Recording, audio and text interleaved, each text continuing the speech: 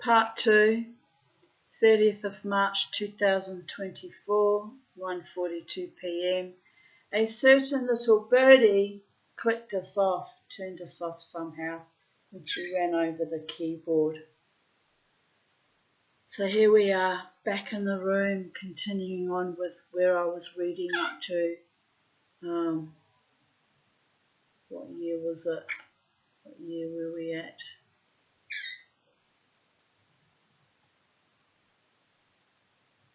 (2023). Reading about tribulations. Oh dear Goddess. Charlie, you're so mischievous, but she doesn't know. She's an innocent little birdie. She doesn't know that when she runs on that, it falls off. I had just read, but I am not God and can only do so much. Thanks, Charlie. I love being shat all over my nice t-shirt. Hello. Let love be your guide as always. Peace be upon us all. It's in my hair. Yuck. Kiss, kiss, kiss. I had a powerful dream this...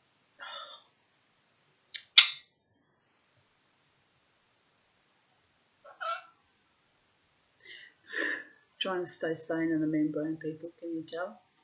I had a powerful dream this morning of trying to drive up a mountain range, but my car could not hold its clutch in the steep terrain.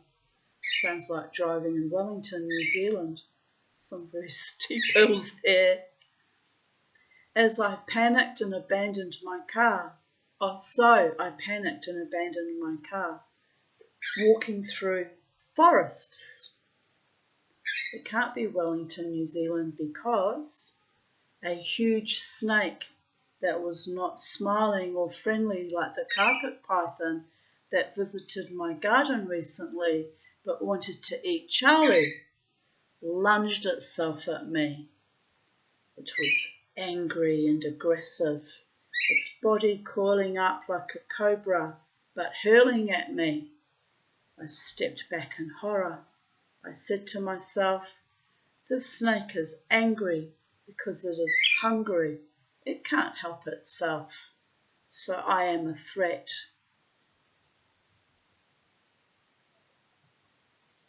I threw a chunk of something that looked like wurst or possibly bread.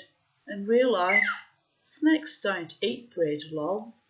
But it devoured the lump of food I threw at it, and it settled back down momentarily. I walked away from crazy snake person, feeling relieved and happy to get away in safety. The dream continued.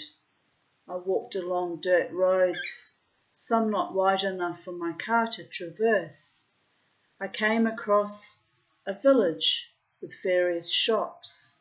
One was Dan Murphy's. I probably could do with a stiff drink after my encounter with the angry, hungry, lunging snake, laughing my ass off. I look around at the other shops. It had a feel like Mount Tamborine or possibly Montville. Lots of sunny golden light bouncing off the exteriors of the shops. Lovely, I thought, but suddenly I remembered my car and decided to return to it and try to drive it to the village. But how? The car was malfunctioning, and how could I drive it on those dirt trails through the forest? Yes, I know. I woke up feeling heavy in my soul and still exhausted. My cleaning lady, Rati, arrived, and I was still not quite synapsing and only partially integrated. I told her about my crazy dream, and we laughed when I said that I didn't think that snakes eat bread. My poor brain throwing up imagery from everywhere. I baked bread in my bread machine last night. I'm broke, so I need to stretch my food resources as far as I can until Tuesday. Then next fortnight will be a struggle as my hair appointment is due. I have other bills to juggle also. So I will be living very, very quietly to conserve resources, energetic and fiscal, to survive the next 2.5 weeks. Hungry, self-harming by poverty, snake is me. Appeased only by the stuff of life, permeated by the gods, bread, if not cake, shall we eat. Laughing out loud, it's the way of the psychedelic dreamer, weaving my magic daily while simultaneously slowly descending into the subterranean realms. Fuck it. Charlie? Okay, Charlie, whatever. You have to laugh. You have to laugh at Charlie. Right, here we go. 30th of March 2022. 9:22 p.m. Today I have felt in a very dark mental space. Almost feels like an invasion of my psyche.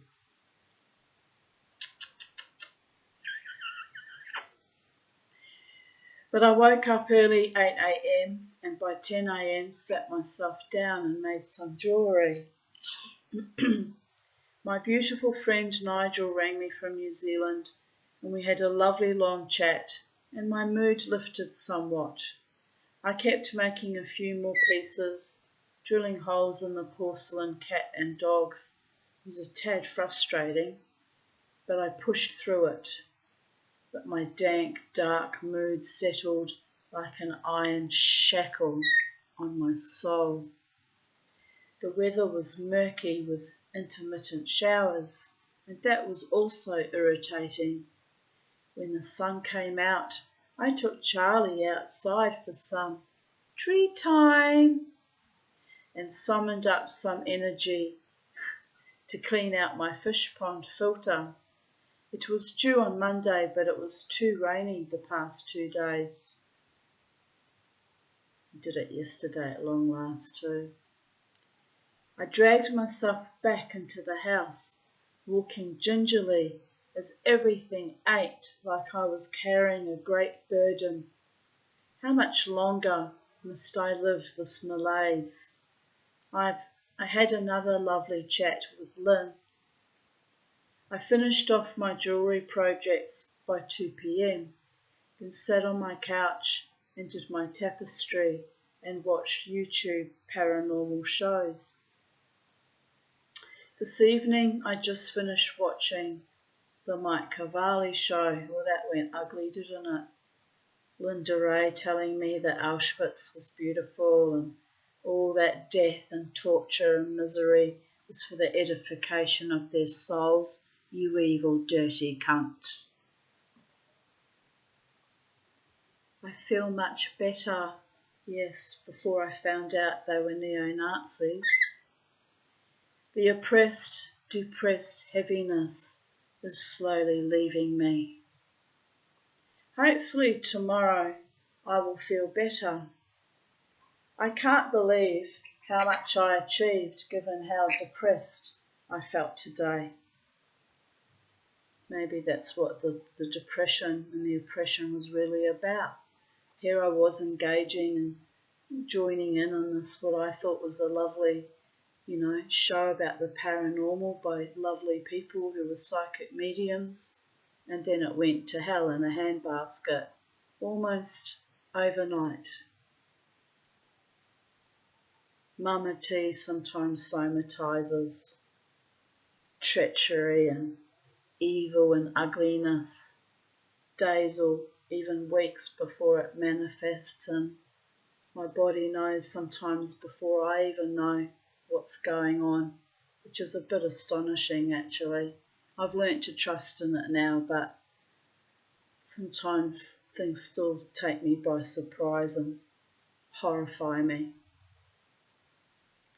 The Tanya as incongruent as ever, and let us not forget, libidinous, ha ha ha. Someone, I can't remember who at the time, had commented that I'm libidinous, which is a little bit insulting given I've been an asexual celibate for now going on to 9 years. But anyway, there's no accounting for stupid, and you just have to leave that where it lies, people. I should make up a poem using these adjectives. There once was a woman named Tanya. She lived at the foot of a forest. She could not get love even though she was officially libidinous, so she made a damn fool of herself anyway, because she can and could, but shoulda, woulda, might not have, but did, and that makes the poor lady incongruent. What? Incontinent? Listen here, baby cakes. The Dybbuk is on my roof, and it's my fucking muse. Aight. Incongruent it is, ya cow. Laughter in the Sephirot. Thinking about it, I am incontinent, emotionally incontinent, leaky like a cauldron shot to pieces with an Uzi, oozing out my etheric extremities, bleeding like a little Aussie bleeder. The only way to staunch the flow is to keep my head high and go, go, go, and glow. I hate it when the Dybbuk is right, gnarly little bastard, but adorable. If you're wondering what I'm raving on about right now in this moment, I wrote a story that is on my vocal media called The Dybbuk on My Roof. And if you care to read that, it's on vocal media under my Tanya Aarons account.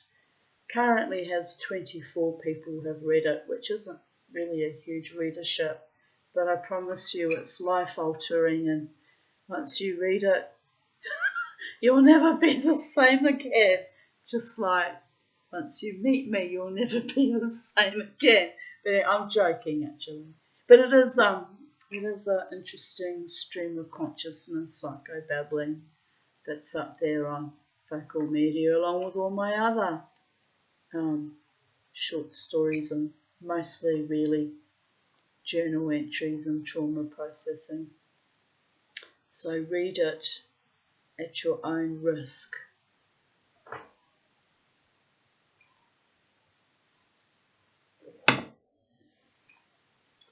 March 30th, 2021. I feel like she's pooed all down my shoulders too. Maybe the Dybbuk is no longer on my roof. Maybe the Dybbuk is in my bird Charlie. It's possible. It's possible. Get out of my bird, Dybbuk. Get back up on the roof. Play your klezmer violin up there. Stop annoying me when I'm doing readings. I have spoken. 30th of March 2021. I posted a meme. Someone who really loves you sees what a mess you can be, how moody you can get, how hard you are to handle, but still wants you in their life. And I wrote, my beautiful Lynn, who stands by or with me, even when I am an irascible, cantankerous, psychotic, hellion bitch from hell. No one loves me like that woman. A pure and stubborn heart, a true friend, and a true sister. And sometimes, on rare occasions, I've lost my temper with hers, so you can see that I'm acknowledging that I was being a right little fucking thing and acknowledging that I'm actually not perfect. Far from it, people. 30th of March 2020, 9:56 a.m, swirling with emotions, not unhappy, just surfing a strange mood, an expectation, an exhortation. I slept well last night. I brought Socks outside with me as he was talking to me, but he resented the dog. Understandable. Socks drank the milk from my muesli. I bought a cheap muesli and it tastes so bland like cardboard that I could not eat it at all. So Socks has inherited the milk, but not too much. Charlie is tearing up his newspaper in his cage and whistling to himself. This was before Charlie laid eggs and I discovered that Charlie's female. Bobo is carefully monitoring the neighbourhood for other signs of life, i.e. dogs. Penny is inside, being Penny. I am on the brink of anarchy. I need to go out. I could legitimately go shopping for groceries, but I hate supermarkets. It can wait until payday or another day. I lost a day yesterday. I thought yesterday was Monday. The days blur into one like swirling molten glass in a glass blower's studio. But it's okay. The rest of the world is joining me.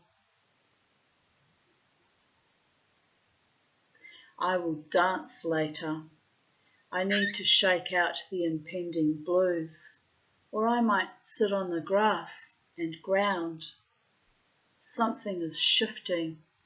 It feels like the edge of a precipice, perhaps a landslide, but it feels like something positive. Time will tell. It's a month since my last illness. I still get very fatigued, but that is nothing extraordinary. I have been fatigued since early childhood. I'm finally riding through my own life like a gun-toting cowboy on acid, saddle sore and half-kicked to death by fate, but, mate, see you at dawn. Be ready, 144th fastest gun in the southeast Queensland. My weapons?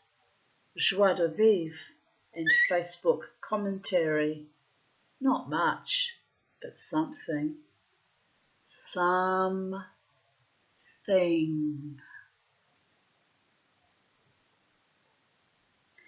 I am dancing to Alter Ego's compilation on Spotify and pretending I'm 15 again and flying free in the face of all my abusers, past, present, no doubt future, size, but I'm getting better at identifying those motherfuckers.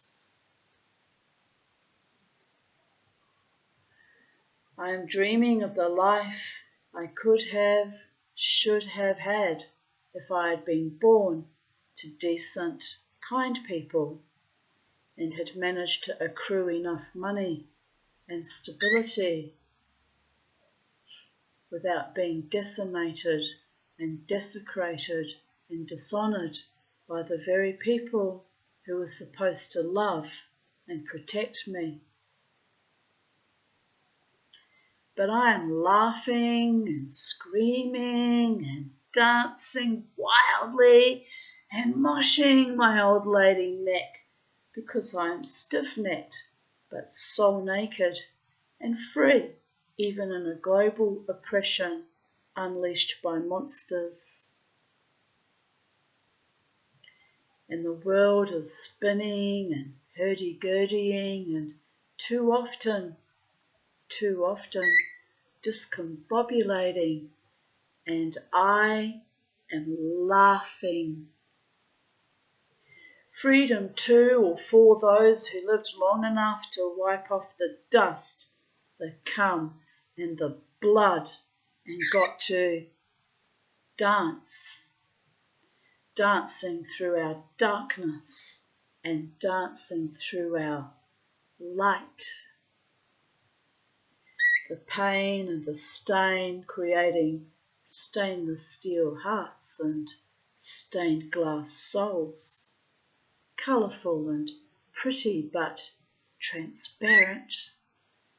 See me? Now? Glossy. Nothing sticks and nothing actually matters. Only the bliss sanctified and emanating from within.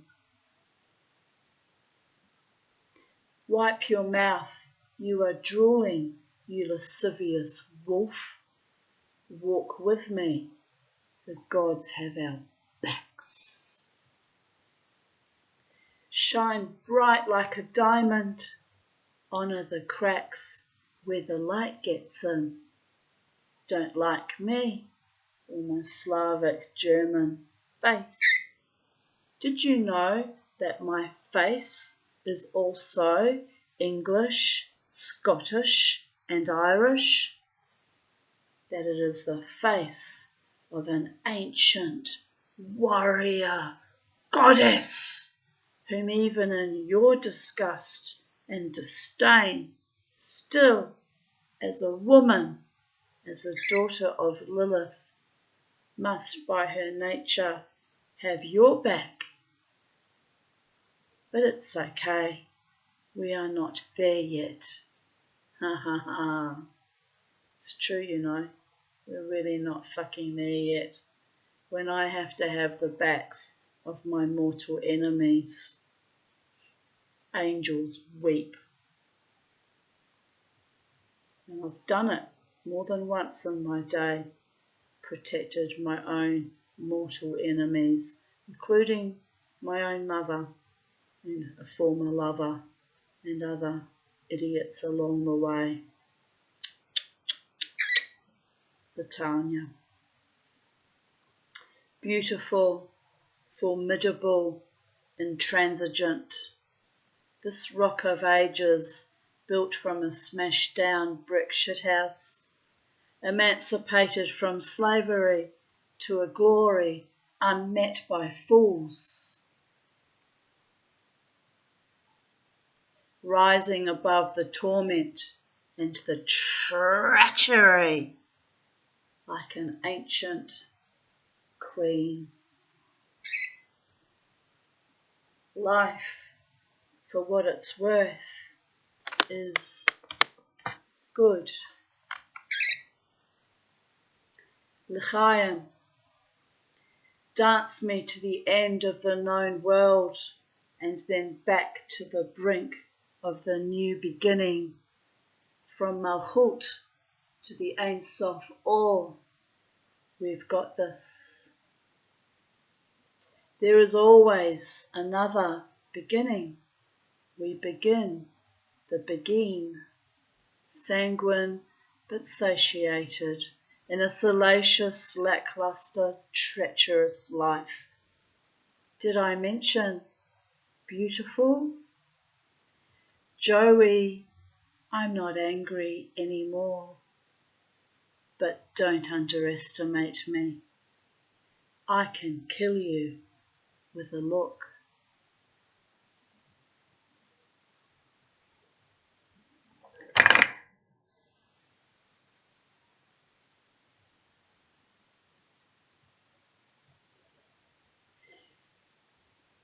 Still in 2020, thrilled with my new cutlery, straw and chopsticks set.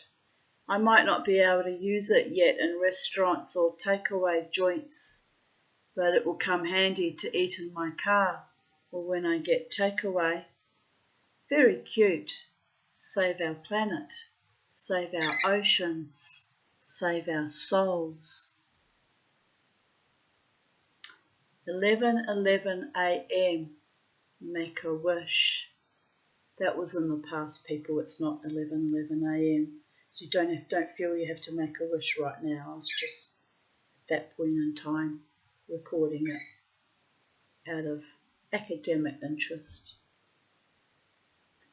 I don't suffer with bipolar manic depression, but complex PTSD mimics many of the symptoms of bipolar disorder and is often misdiagnosed as such. I have grown to rather adore my bouts of hypomania, as long as they don't go on for too long, and dysthymia, moods changing rapidly. I love the freedom and creativity these states entail, but the long, slow, death-like repose of major depression, well, that was a serious bitch.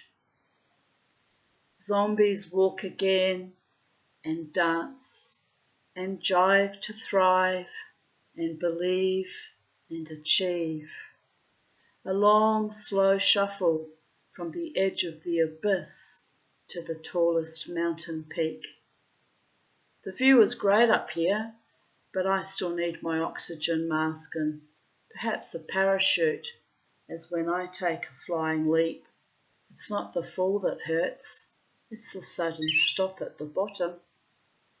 Gravel rash is not good on the assets, but we slide and glide from oblivion to oblivious deride and try not to become snide like the rest of the spectator sportsters. Say what? Got an ant biting me quite viciously. Nasty thing. Excuse me, ma'am, did you see what happened?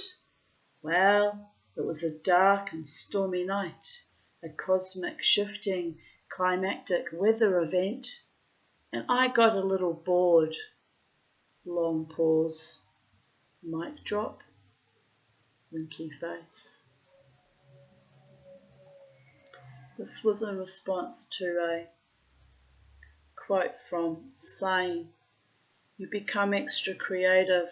You start exploring talents you've never explored before. You become gregarious and outgoing, talking to strangers and being the life of the party. For World Bipolar Day, Dov explains his experience of bipolar. Can you relate to Dov's experiences? Yes, but mine is complex PTSD. Plus.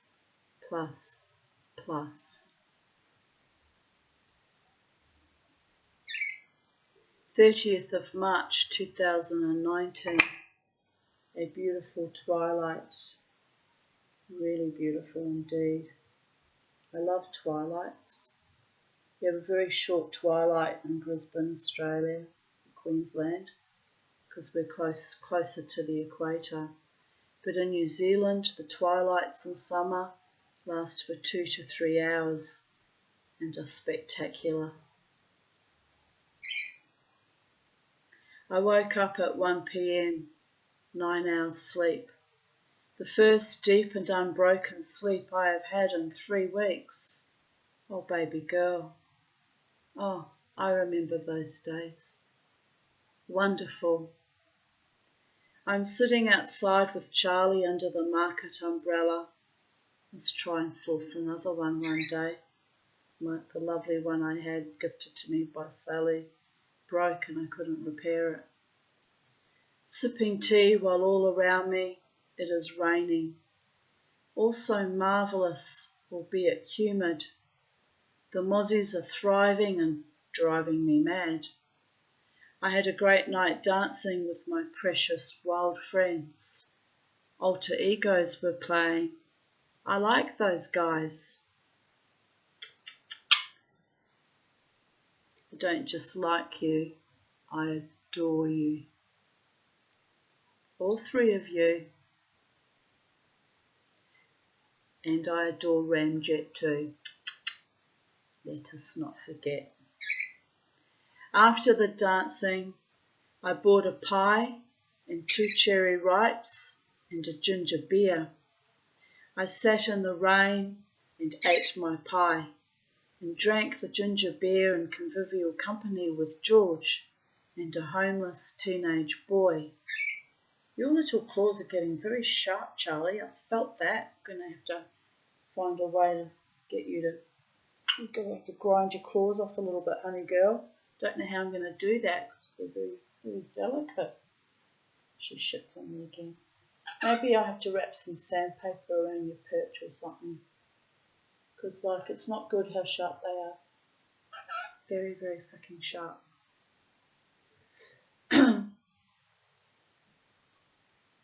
The kid asked me for $10 for a kebab, but I gave him one of my cherry ripes. He ate 2/3 of it, then complained it made him sick and threw it on top of George's case. George got annoyed. I explained that George doesn't eat chocolate and often gives me sweets that drunk people put in his guitar case. George asked me what the kid's problem was. I said he wanted a kebab, but I had only chocolate to spare. I felt upset that a teenage boy was homeless. It crossed my mind to bring him home, but it's not safe to do so.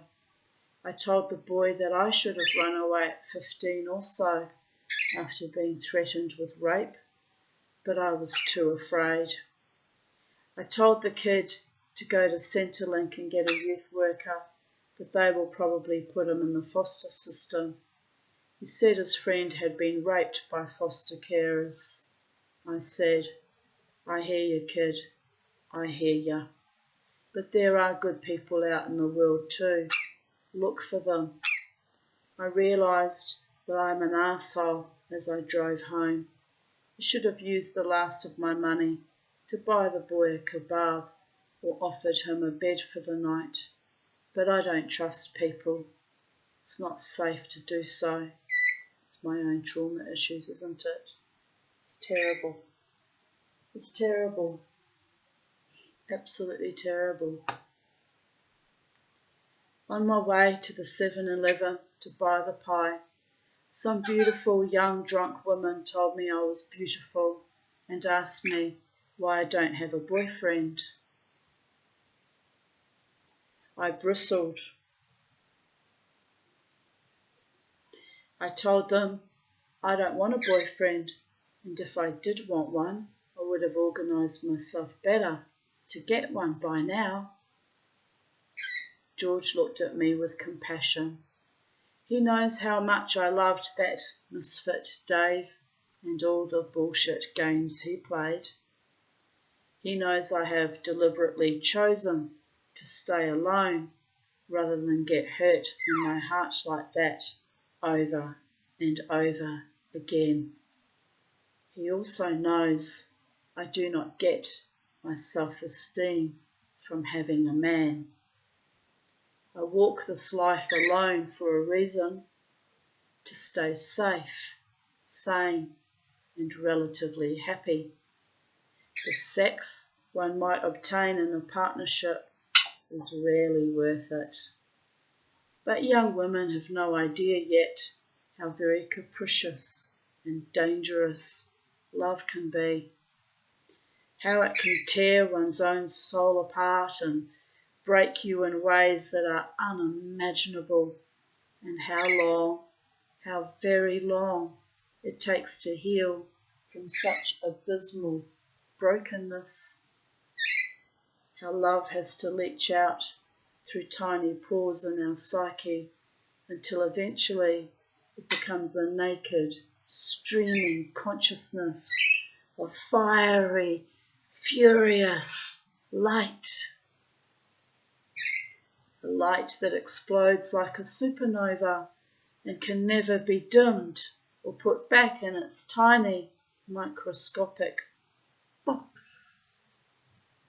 A light that fills other humans, not yet broken enough, awakened enough, with trepidation and sometimes horror, unnatural light bestowed by the gods so I could get myself through one more day, sometimes one more hour, or even a minute. Insane in the membrane, but here it is, glowing radiantly in my commensurate grief and hard-won blitzkrieg bliss. The woman who once turned her face to the wall and prepared to die, 23 years later, still cracking on, still nurtured by the very same state that ruined me, and still loved by my rarest jewels in my personal crown, my friends. God denied me a safe and loving husband, lover, partner, but He blessed me with gorgeous friends. I am so grateful for that, for my daughter Crystal, and for my pets, and my non-human angels and wise ones as well.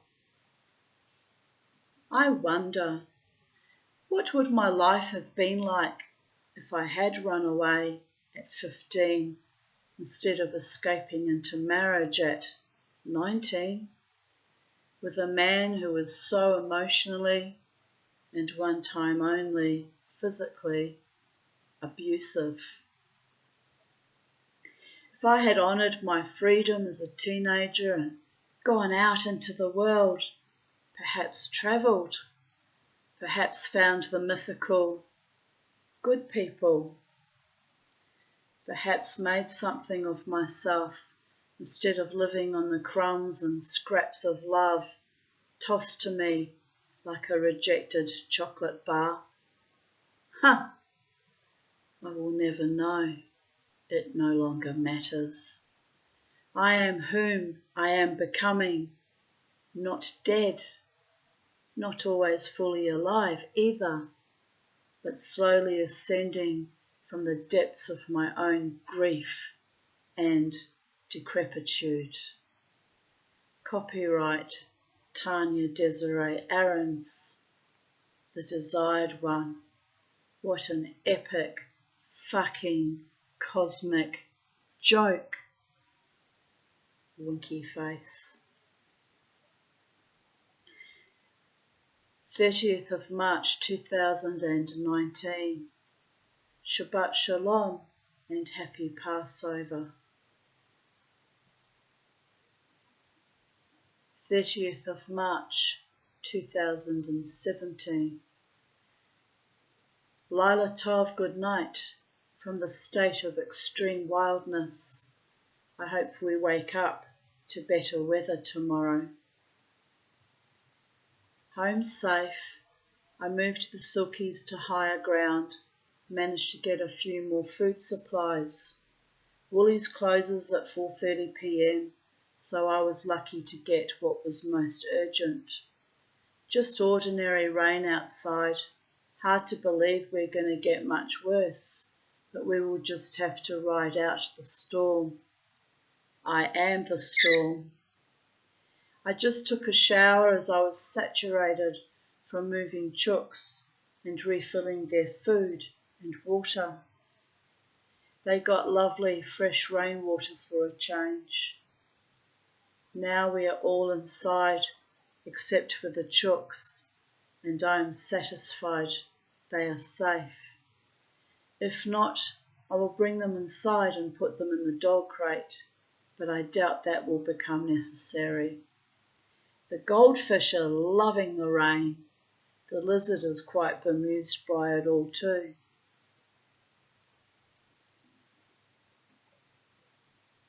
I went to Pet Barn to buy supplies. Everything closed. I arrived at Terry's and apparently everything is in lockdown with flooding. Just lots of rain at my place, but the worst is due to hit at 3 p.m. Who knew? I'm having a cup of tea with Terry Collier, then we'll head back home. My friend Jared wrote, "Be careful, the rain and flooding so far has not yet reached its peak. Heavier rains and strong winds are predicted late this afternoon or this evening." And I was completely oblivious. I'm up in the hills, so it all just flows past me, which is the one great good fortune of living in this house. Ooh. I had a couch surfer, another young Frenchman, contact me in the middle of the night asking for accommodation, which pissed me off, so I declined, but then felt bad after. So I gave him advice about the Airlink bus and places to see in Brisbane. So he messages me again this morning and says he arrives this afternoon and could I let him stay. So I realise he is a pushy one, but it is raining a deluge, and frankly, I am blessed to have a home. So I messaged back and said he could stay one night, let me know which night. So far, no reply, so hopefully he has found other accommodation. 2:03 a.m. I can't sleep. Wild weather settling in from 2C, its tropical cyclone, Debbie, making her presence known to us in the southeast. Lots of lightning and rain. Still humid in my house, icky and sticky. Rain all day tomorrow is forecast. I found it kind of interesting that it was young Frenchmen that were wanting to stay with me in the couchsurfers.com. So that second gentleman didn't follow through. And then I sort of got a little bit weirded out and wondered if I was actually safe inviting strangers into my home. I mean, the first one had been perfectly okay, but the second one there was kind of an energy behind it that felt just a tiny bit pushy and threatening on some level. So anyway, I didn't. I went off that site. I didn't open my home to strangers anymore. I just somehow didn't feel quite safe. And again, it's a shame because it would have been nice to meet people from all over the world and perhaps develop friendships. And when and if some miracle happened that I had my own money to travel, I too could have been a couch surfer and staying in people's homes. But anyway, I changed my mind on that idea and sit here all alone in my home, safe but isolated at times. 30th of March 2016. I have been busy cleaning out my little spice cabinet. Hello. It had 2 massive cockroaches living on the top shelf. Ooh. So I took everything out, washed everything, threw out some, and put eucalyptus oil to deter the bugs, as well as spray behind it. I made little shelves from hand-painted boxes I had in the bathroom. It all looks much tidier. I also bought some metal shelves in IKEA for the pantry, which is made out of wooden crates. So it all looks much neater too. Trying to Tetris everything in a tiny house is becoming somewhat of a chore, but I managed it. Now I'm hungry. I'll have to go get food as I still haven't bought groceries. Not much money. I have to extend my electricity and gas bills. $456.43 in total. It is ridiculous how much it costs. So I'll be on the back foot for another 3 months when the next energy bills come in. It is insane. I just saw a blue-tongue lizard in the garden. Oh, my darling. When I cautiously walked past him on the path, he slid down under the concrete into Toad Hall. There was a hole that ran underneath the concrete path, which I've called Toad Hall, because all the cane toads and the lizards use it as a There's a highway shortcut across the house. It's kind of hilarious. Only Mama T keeps that going for the sake of heaven. It's quite cute when they appear from under Toad Hall. I wonder if blue tongues eat cane toads.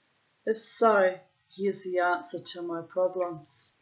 Otherwise, I might need to buy swimming pool salt and grind the crystals down to throw in the cane toads' backs. Jared posted a link. Aussie lizards lick toad terror with evolution. Poisonous plant prepared Aussie lizards for toad terror. Oh dear goddess. So I replied, so if he doesn't die from eating them, I may have a welcome natural predator. I will hold off on the salt then. I hate the horrible way cane toads die from it, even if they are a pest. My friend Julie Goddard wrote, get on a set of rubber gloves and go toad hunting at night in your yard. Pick them up by a back leg and then fling it onto concrete or out onto the road. And I replied, ooh, I can't bear to touch them. I actually have kind of a phobia of cane toads. Like, I can walk past them, as long as they don't jump at me. I can walk past them all right, but there's no way I would want to touch them. They gross me the fuck out. I prefer cockroaches to cane toads. That's how gross I find them. Anyway, 30th of March 2015. Posted one of my photo of one of my baby shoes. I only got the one. Survived my childhood. Isn't that quaint? Mama T really throws anything out. Well, probably posting it because I was probably decluttering. I came upon that and thought, I'm not going to part with that. It's sentimental. It's hard to imagine that me with my enormous hobbit feet ever had such tiny feet. Actually, astonishing. Yes, Charlie. 30th of March 2014, 5:27 a.m. What a lovely night I had.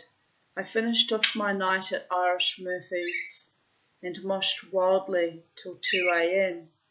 Then I went and hung out with George till 5 a.m. We had a blast. He told me tonight he is Jewish but not religious. His father owned a kosher butcher, which means his father was a shochet, which is on the same, almost the same mark of honour as being a rabbi, by the way. Being a shochet is a very holy convocation indeed in our religion. Ritual butcher, knowing how to kill animals ritually. Far out, man. I laughed. I said that it was amazing how many fellow Jews I meet out in the night, all doing their own thing. I told him I used to have a kosher kitchen and at one time learned from the Torah and led services decades ago. Even though I was not very good at it, I had been quite religious. He said, oh, I thought you were a shiksa. I said, well, I am now, a complete heathen running wild in the night. We laughed at that. Sometimes miss George the Busker. Never mind. Not going back to that filthy fucking casino. I fucking owe them nothing. Certainly not my time or my energy. I might go past one day and say good day to George though, just for old time's sake. I said to him, I am done with organised religion after enduring decades of slander. I am a Jew. I believe in one God and I have my own spirituality and my own weird relationship to God. He told me He didn't believe in God anymore, but he still thought Judaism was the best religion.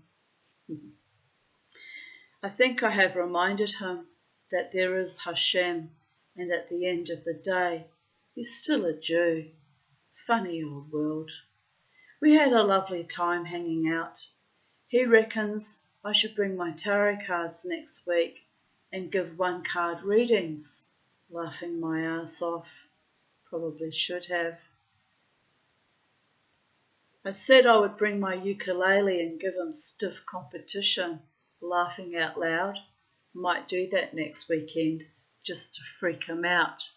By the way, I can't play ukulele, I only know a few chords. So the stiff competition would be me faking it till I make it and acting the clown, right? It would have been hilarious. I would have done it just to wind him up something chronic. We would have had fun too, because he would have worked out very quickly that I can't play. If nothing else, I could practice and fake it till I make it. I'm a mad bitch sometimes. I have to laugh at myself. 30th of March 2012. This was the septic arthritis hospitalisation. A memory from 10 years ago.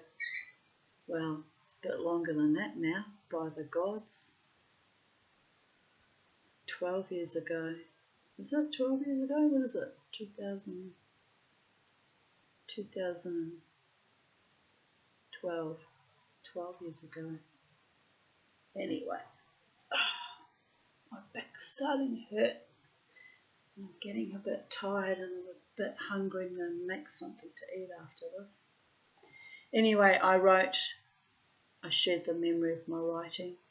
I feel very weak still, but got a lovely surprise visit from Sally and Tony, who brought me a lovely hamper of yummy fruit, wine, and scorched almonds, oh my goddess, and nuts and brie, totally spoilt. Lynn also was here, and we had a lovely chat.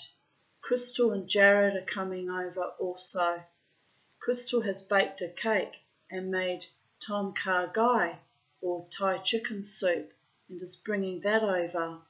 So totally spoilt again, and big thanks to everyone for showing me your love and caring, in particular to Sally, who over many years has been one of my most generous and precious earth angels.